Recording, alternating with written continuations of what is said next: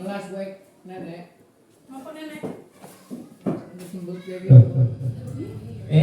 Assalamualaikum warahmatullahi wabarakatuh.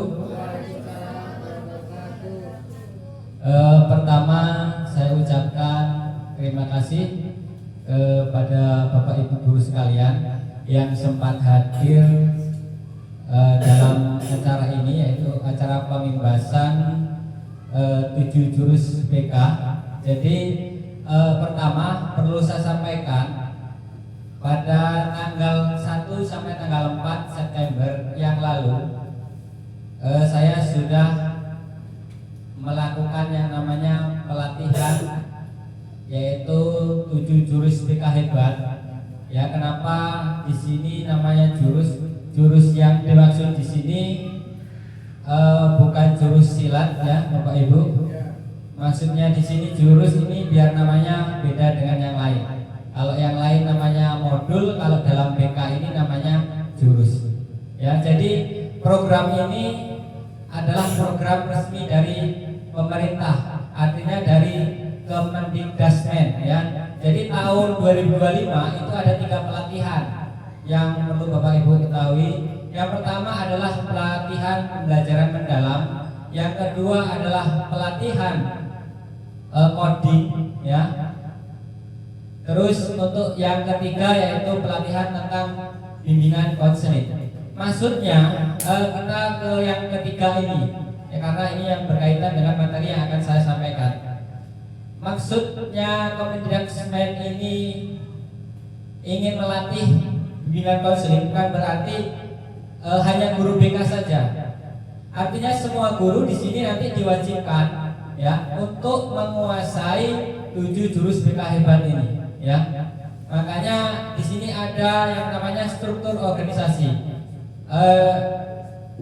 Mereka atau guru saya yang melatih ini, mereka sudah melakukan yang namanya pelatihan di Jakarta selama 1 minggu ya, yaitu Fasnas. Kemudian rombongan saya kemarin atau kelas 2 BK Tanggamus itu juga sudah melakukan pelatihan selama 4 hari berturut-turut yang bertempat di SMP Negeri 1 Gisting ya. Program ini bertujuan supaya baik guru mapel ataupun guru mata pelajaran yang lain ini menguasai tentang kebekaan ya. Mungkin ya, kalau menurut informasi tahun 2026 itu nanti ada pengimbasan untuk seluruh guru yang ada di kecamatan, khususnya di Kelubayan Barat, melalui nanti SPLP, katanya dari SPLP ya, dari dinas nanti langsung ke SPLP ya. Langsung saja ke materinya ya. Jadi jurusnya itu ada 7. Yang pertama yaitu kenali potensi, yang kedua tumbuhkan resiliensi, terus yang ketiga apa ini? Ini Pak.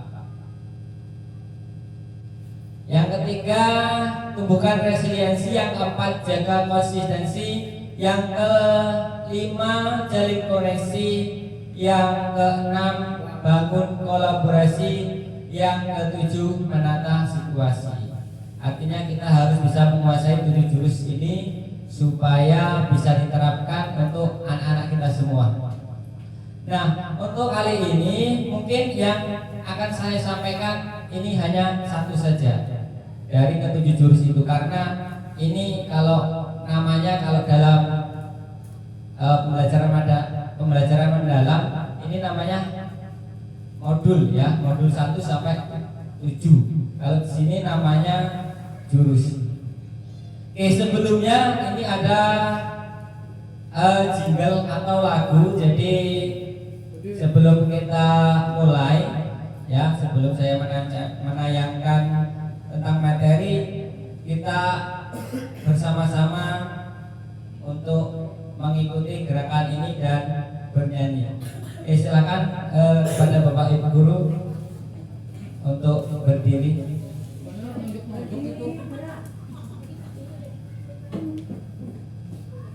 Berapa nggak dari tadi latihan dulu ya. Nggak pinggul. Iya makanya Gini dulu loh. kita ikutin aja.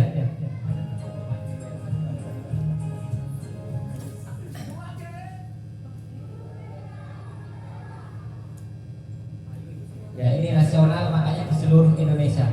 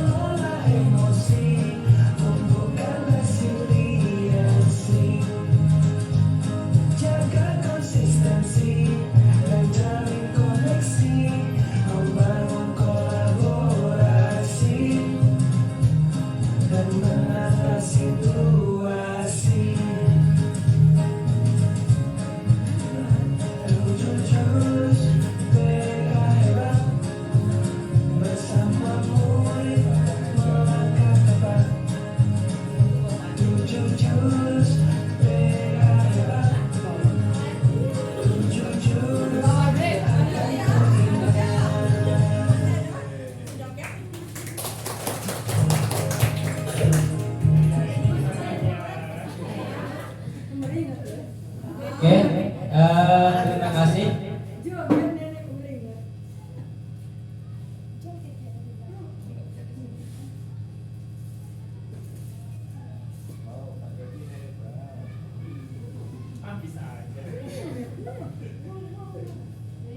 Oke, ini sekedar saja ya. Nanti materinya akan saya sampaikan secara menyeluruh di pertemuan berikutnya. Jadi ini hanya sekilas-sekilas saja. Maksudnya dari kenali potensi, ya. Kenali potensi itu maksudnya, ya, guru itu mampu membantu murid dalam mengidentifikasi, mengeksplorasi serta mengembangkan minat bakat pada diri murid melalui teknik asesmen pendidikan. Jadi sebelumnya kita lakukan asesmen dulu untuk mengetahui potensi minat dan bakat. Jadi kita ini nggak bisa mengecam anak itu pintar, anak itu bodoh, ya. Setiap siswa ini pasti memiliki potensi. Kalau metode A nggak cocok, kita pakai metode B, ya. Karena anak itu, ya, setiap anak itu memiliki gaya belajar masing-masing, ya. Mungkin yang sekarang untuk khususnya SMP kita ini ada yang nggak bisa baca, mungkin ada kelebihan lain, ya. Mungkin itu, ya. Terus yang berikutnya yaitu kelola emosi. Maksudnya guru terampil menerapkan bimbingan langsung di kelas untuk membantu siswa mengelola emosi dan stres akademik. Nah, ini nanti akan saya sampaikan materi yang ini. Terus yang berikutnya, kita langsung sajalah ke materinya.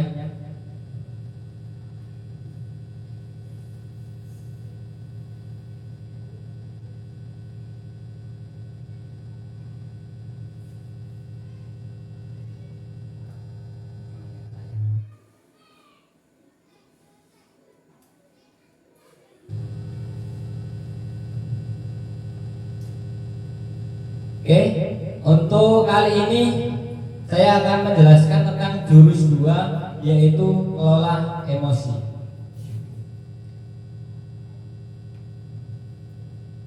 Jadi nanti ada aktivitasnya. Oke, yang pertama, selamat datang di Gunung Merapi. Di sini kita akan belajar mengenai jurus kedua, yaitu kelola emosi. Kendalikan emosi agar tidak mengendalikanmu. Nah, ini artinya kita ini harus mengendalikan emosi kita, ya. Jangan sampai kita ini dikendalikan oleh emosi kita, ya. Setiap orang pasti memiliki yang namanya emosi, Bapak Ibu. Emosi itu harus kita kuasai supaya kita tidak dikuasai oleh emosi, ya. Oke, sebelumnya ini ada tayangan lagi ya tentang emosi, tapi nanti saja. Ini saya bagikan dulu kertas satu lembar.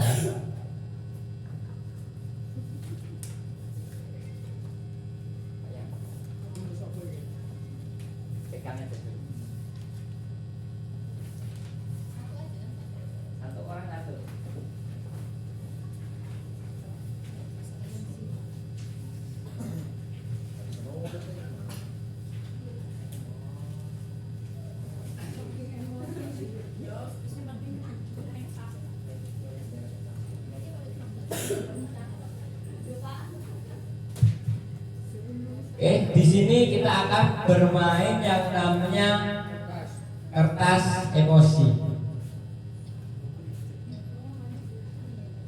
Nanti saya akan membacakan sebuah cerita.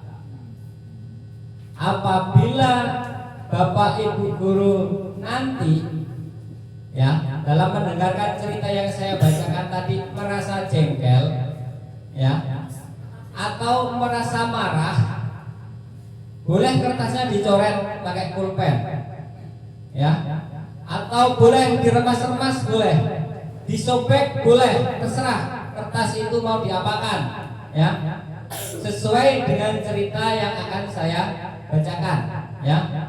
Kalau misalkan merasa marah, mau disobek kertasnya, silahkan, ya. Mau dicoret-coret juga silahkan, ya. Mengerti Bapak Ibu? Oke.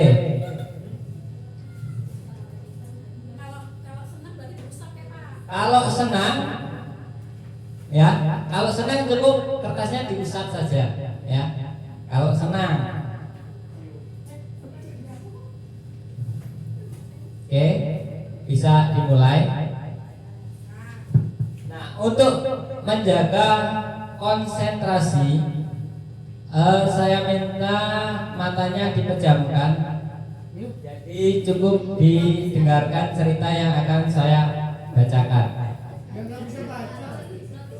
Didengarkan, Pak, karena ini enggak saya tanyakan di sini, ya. Kalau senang diusap saja, ya. Oke, bisa dimulai. Coba dipejamkan matanya. Enggak pakai pulpen juga enggak masalah, mau diremes-remes, mau disobek, mau diapain terserah. Ya, emosi dalam diri kita sendiri, ya. Dipejamkan matanya. Pagi itu Bapak Ibu guru berangkat ke sekolah mengendarai sepeda motor. Bahan ajar yang sudah disiapkan rapih digantungkan di motor. Namun beberapa meter sebelum sampai sekolah, motor mendadak mogok karena kehabisan bensin. Dengan susah payah, Bapak Ibu mendorong hingga sampai sekolah. Sampailah Bapak Ibu di kelas, hampir semua murid datang tepat waktu.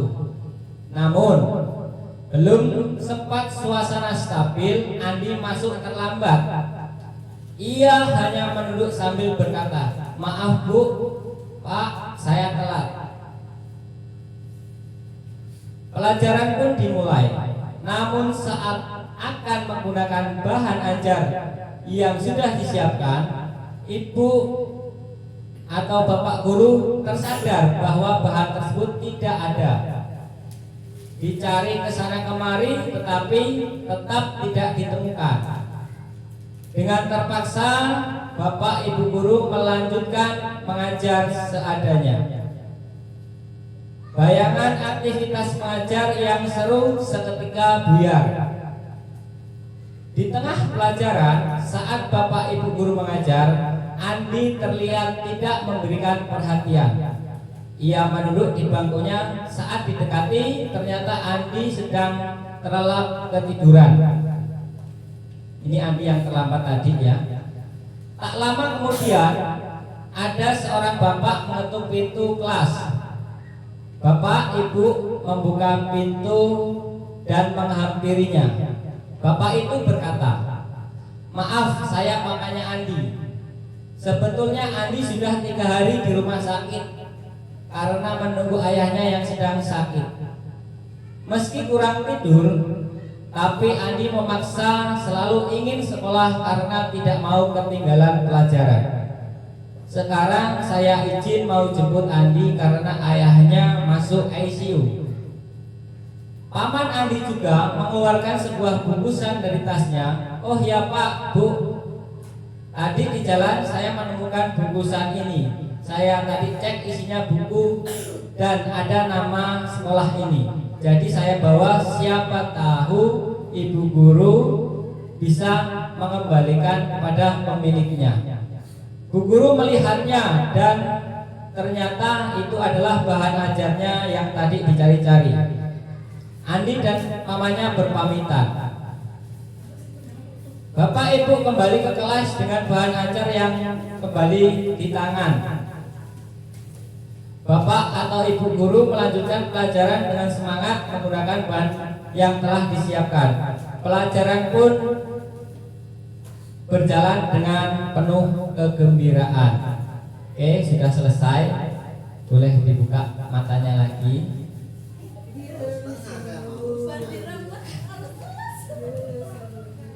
Oke, sekarang saya tanya, ada nggak yang kertasnya masih mulus? Siapa yang mulus? 2. Yang masih mulus ya. Ada yang sudah, ada yang sobek nggak? Ada. Bayangkan Bapak Ibu, kalau ini murid kita, ya, murid kita, ya, kita remes seperti ini. Kira-kira gimana mentalnya? Apakah bisa ini kembali mulus seperti semula? Tidak bisa. Gelas juga seperti itu contohnya. Kalau pecah tidak bisa kembali seperti semula. Artinya apa? Dalam menanggapi sesuatu, seorang guru itu tidak boleh pakai emosi terlebih dahulu. Ya. Oh, kamu Andi, kamu terlambat, kamu ngapain sih? Kita selidiki dulu penyebabnya apa. Ya. Kita selidiki dulu. Tidak boleh kita yang namanya menjudgment atau memberi cap kepada seseorang itu, ya, bahwa kamu ternyata sering nggak masuk. Nah ini ngecapnya sering kasir, padahal belum tentu ke kasir. Ya, kita selidiki dulu penyebabnya apa. Ya, bayangkan kalau kertas yang tadi itu adalah siswa kita, bagaimana? Nggak mungkin kita bisa mengembalikan kertas itu seperti semula. Nah itu adalah contoh ilustrasi kita dalam bermain yang namanya kertas emosi, ya. Jadi ya kertasnya masih bagus itu berarti sudah bisa mengendalikan emosinya. Ya kita kasih aplaus.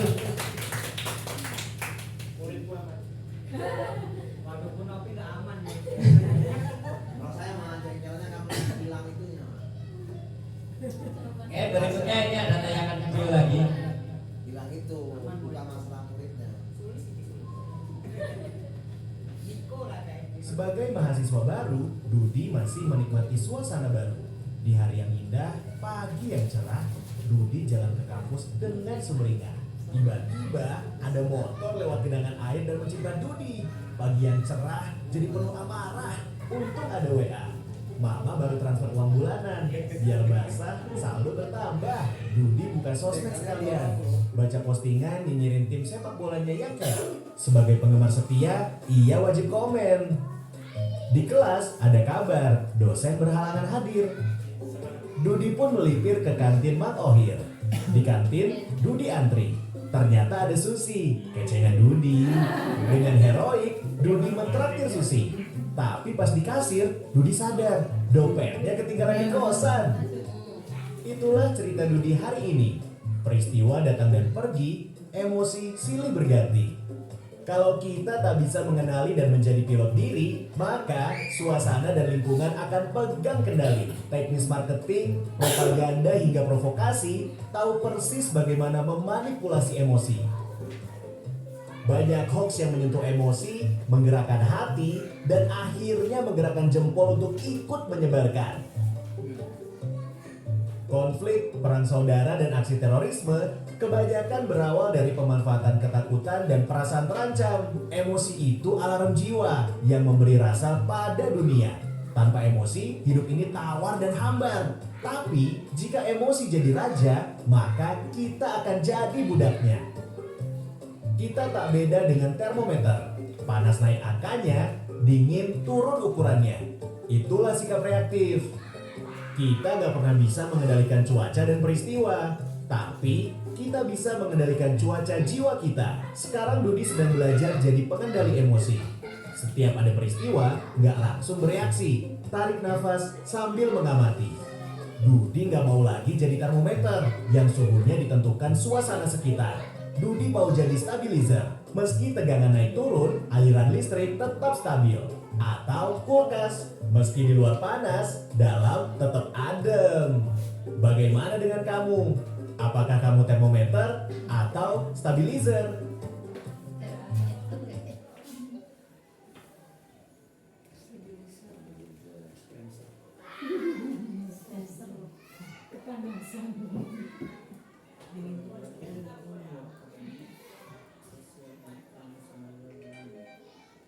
Oke, tadi adalah sebuah tayangan video ya. Jadi emosi itu pasti ada. Tanpa emosi hidup terasa hampa. Ya. Ini ada ini juga bahasa Inggris, ini Eka mungkin yang tahu ini. Ya kolaborasi akademis sekolah. Ya, jadi sosial emosional learning. Ya, ini ada sel apa itu? Pendidikan sosial. Jadi karena saya menyadari Bapak Ibu, ya, saya ini sadar bahasa Inggris saya ini nilainya jelek. Makanya saya semalam itu ya searching di Google Translate, ya. Ya itu, ya. Ini sudah saya ini semua. Jadi saya memang mengakui saya ini nggak bisa bahasa Inggris, makanya saya cari. Tapi walaupun nggak bisa, harus tetap berusaha. Jadi ada sel awareness, awareness yaitu kesadaran diri. Jadi sosial itu ada kesadaran diri, yaitu ada sel manajemen, yaitu kita bisa memanajemen diri kita.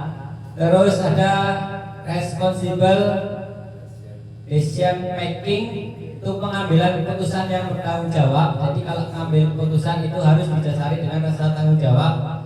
Ada relationship skill, keterampilan hubungan, yaitu social awareness, yaitu kesadaran sosial. Ini adalah dari Kasel itu namanya. Ya. Terus yang atasnya ini bisa terjadi di sekolah, ya, ada di kelas, ya, semua ini. Terus ada di keluarga, ada di community itu paling atas itu komunitas, ya. Saya bisanya cuma community itu aja sama school. Oke, berikutnya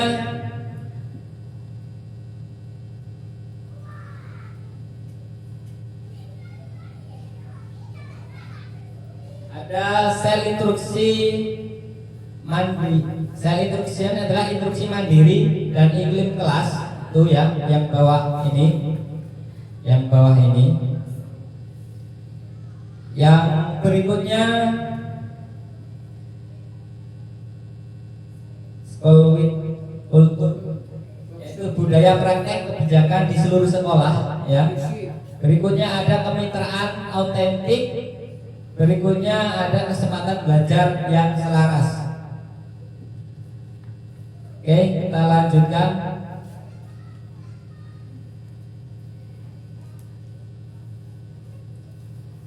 Pembelajaran sosial emosional, yaitu yang pertama self awareness, yaitu menyadarkan diri.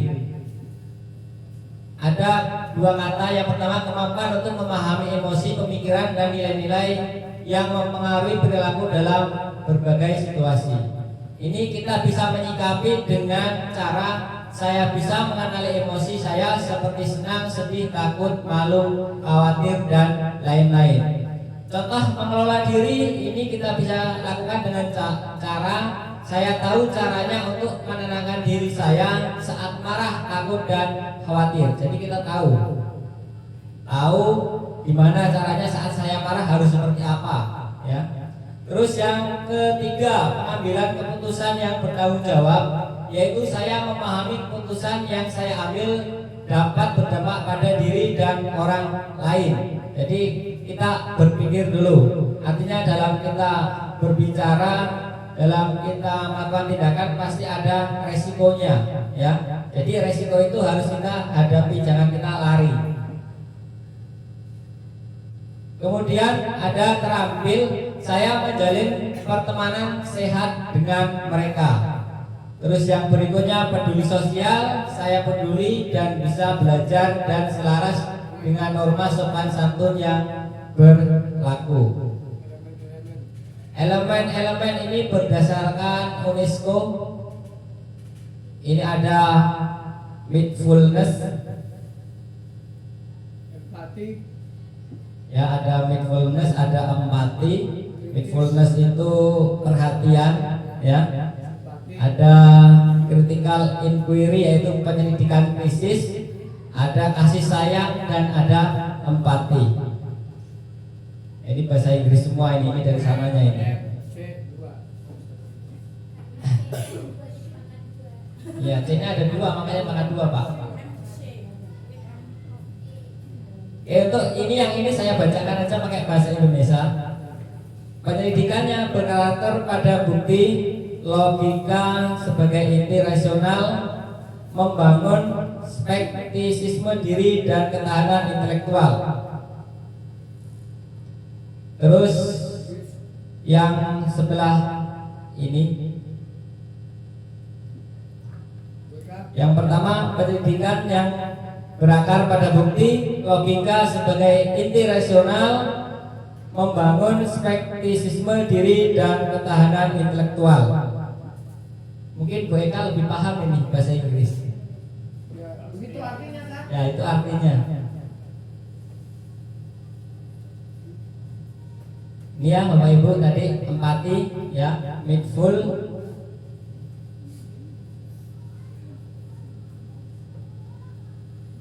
Kita lanjutkan. Itu gambar apa?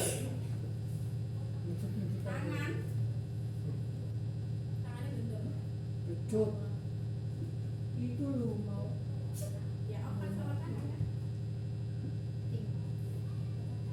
Ini gambar otak sama tangan. Jadi awak atau neokortek. Jadi otak kita ini ternyata ada beberapa lapisan. Ada reptilian brain, ya. Ada limbic brain, ada neotropik, ya. Pada model ini kita berpikir tentang logis penuh pertimbangan. Jika pawang kehilangan kendali, ya maka bahaya, ya. Terus otak kita juga ini biasanya sebagai bunglon atau limbik, ya. Jadi otak kita ini harus kayak bunglon. Dimanapun bunglon itu nempel pasti warnanya berubah seperti itu. Di daunnya warna hijau, di tanah warnanya seperti tanah. Artinya kita ini harus menyesuaikan keadaan, harus bisa menyesuaikan keadaan.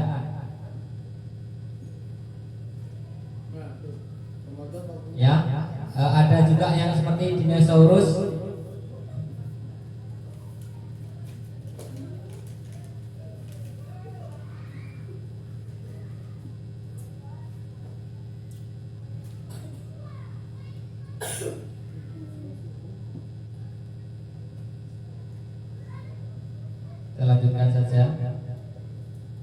Yang 3 sama 5.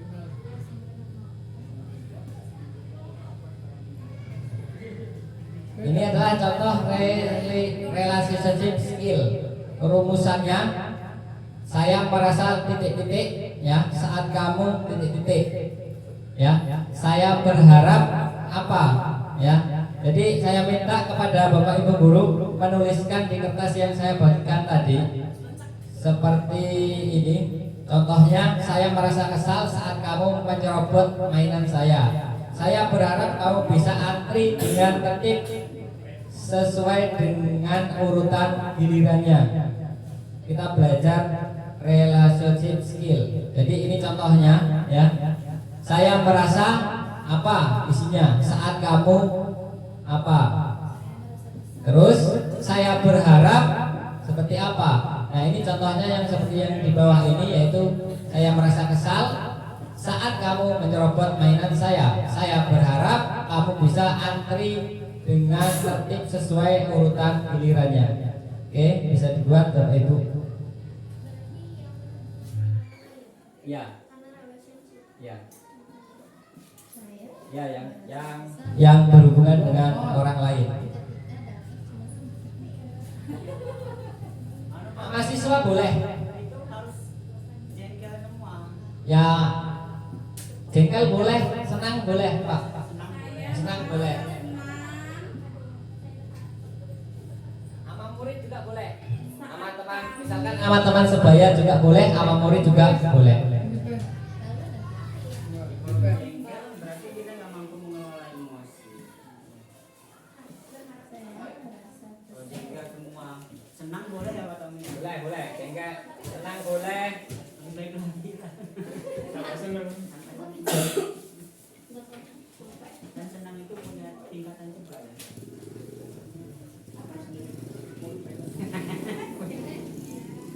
Nah, ibaratnya salah buat pacul gitu. Sekolah aku.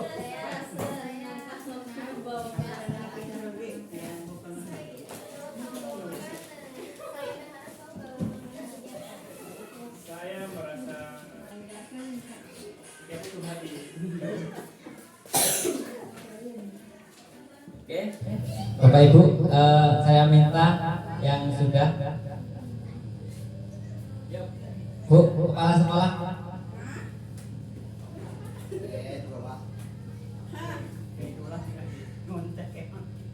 Saya merasa senang saat kamu membantu tugas saya. Saya berharap kamu seterusnya selalu ikhlas ketika membantu saya. Oke, terima kasih.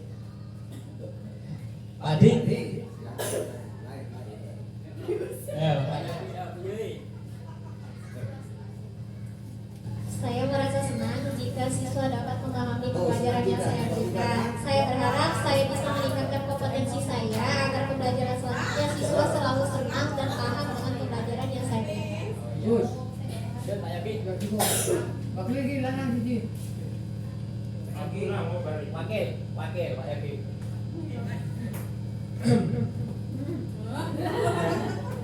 Bismillah. Kayak ceramah ya. Bapak Ibu, teman-teman semua, saya akan menyampaikan. Saya merasa bahagia saat kamu tidak marah-marah terus. Saya berharap kamu bisa mempertahankan emosi setiap. Terima kasih. Memang nih bojone Gus. Terima kasih kepada Bapak Ibu yang sudah mau membacakan hasilnya, ya. Jadi itu ya, itulah salah satu cara kita, yaitu memiliki skill atau relationship skill.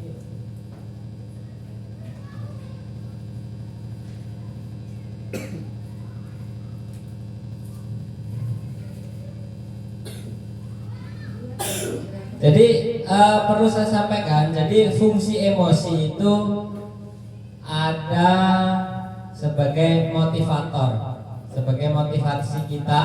Emosi itu Yang kedua, emosi juga bisa sebagai alat komunikasi kita, yaitu emosi dapat menjadi alat komunikasi nonverbal seseorang, membantu orang lain memahami keadaan internal kita melalui ekspresi wajah atau bahasa tubuh, ya. Jadi ekspresi itu, ya, tadi emosi itu bisa sebagai alat komunikasi kita, alat komunikasi yang tidak kita ucapkan langsung, tapi kita bisa lihat dengan bahasa tubuh lah, ya. Baik itu mimik wajah. Kalau kita di WA itu kan ada itu, biasanya kita chatting itu kan, kalau bahagia itunya apa, ya, sedih apa. Kebetulan ini juga saya sudah cetak, ya. Nah, ini contohnya. Yang pertama itu ada bahagia, ya. Terus yang ini yang terakhir ini artinya jangan terus memberitahu katanya, ya. Tuh. Jadi kita ini bisa mengetahui siswa kita melalui sebenarnya lewat itu tadi, lewat ekspresinya, ekspresi wajah, ya. Kalau di SMP itu yang Roy itu sering menunjukkan ekspresinya itu, tapi nggak ngomong, tapi pakai bahasa tubuh. Seperti tadi saya mau menyampaikan materi malah tidur aja kerjaannya. Ya mungkin itu saja. Kalau buat ini nanti lama ini. Mungkin itu saja Bapak Ibu materi kita pada siang ini. Mungkin ada pertanyaan? Ada nggak? Ya Bu, udah jadi. Nggak ada Bu.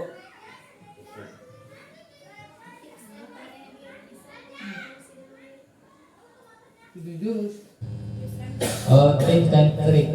Kebetulan saya ini sudah download ini dari Google. Ya, yaitu teknik untuk menenangkan diri. Yang pertama itu atur pernapasan, ya. Yaitu tarik napas yang dalam, yang lambat untuk menenangkan sistem saraf dalam menguasai stres. Tapi setelah ditarik napas jangan lupa dihembuskan, jangan ditarik terus, ya. Terus yang kedua, meditasi atau mindfulness. Luangkan waktu untuk meditasi, fokus pada sensasi emosi tanpa menghakimi atau biarkan emosi itu berlalu. Yang berikutnya, kalau kita emosi kita bisa berhitung 1 sampai 100, ya. Terus bisa mendengarkan musik. Yang berikutnya, yang paling penting ini adalah kita berdoa dan berzikir, ya. Itu adalah salah satu alim mujarab, itu adalah berdoa atau berzikir kalau kita sedang emosi.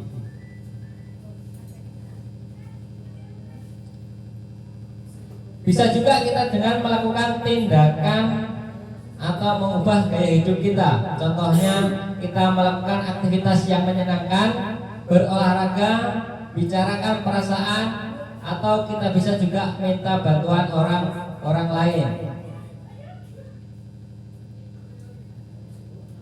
Oke, di sini saya sudah searching yaitu 10 cara mengendalikan emosi. Yang pertama, latih pernapasan dalam dan berhitung mundur. Ini tadi sudah saya sampaikan. Terus identifikasi memicu emosi. Jadi kita identifikasi dulu apa penyebabnya emosi itu. Terus berikutnya berpikir sebelum bertindak, ya. Jadi kita berpikir dulu sebelum melakukan tindakan. Yang keempat, alihkan perhatian dengan aktivitas positif. Yang kelima, praktekkan meditasi dan mindfulness. Yang keenam, buat jurnal emosi. Buat jurnal ini bisa menuliskan perasaannya di jurnal. Terus yang berikutnya, ulangi kata-kata penenang. Ucapkan kata-kata atau frasa yang menenangkan seperti relax atau tenang saja, ya.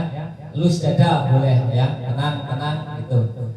Terus cari dukungan sosial, cari teman untuk ngobrol ya kalau kita emosi. Terus ambil waktu istirahat untuk menyendiri. Kalau kita emosi lebih baik kita menyendiri ya. Karena biasanya ya kita butuh waktu juga ya, otak kita ini butuh rileks. Terus yang terakhir kita juga bisa meminta bantuan profesional ya, minta bantuan orang lain yang dipercaya. Mungkin itu saja ya, adalah 10 tips cara mengendalikan emosi. Ya, boleh untuk beli es krim atau belanja ya. Biasanya kan kalau emosi ada tuh belanja, saya emosi, saya check out semua itu semua yang ada di keranjang Shopee, ya kan? Ya pakai bayar Shopee Pay Later, apa? Saya juga seperti itu Bu. Kalau lagi emosi mending saya belanja, ya. Ya, saya lagi marah sama siapa, misalkan sama istri saya ya, saya lebih baik belanja aja, ya. Tuh. Entah barang itu kepake atau enggak. Enggak, pinjol. Ada sampai pay later. Ya mungkin itu saja Bapak Ibu ya yang saya sampaikan siang ini. Saya akhiri. Wassalamualaikum warahmatullahi wabarakatuh. Waalaikumsalam.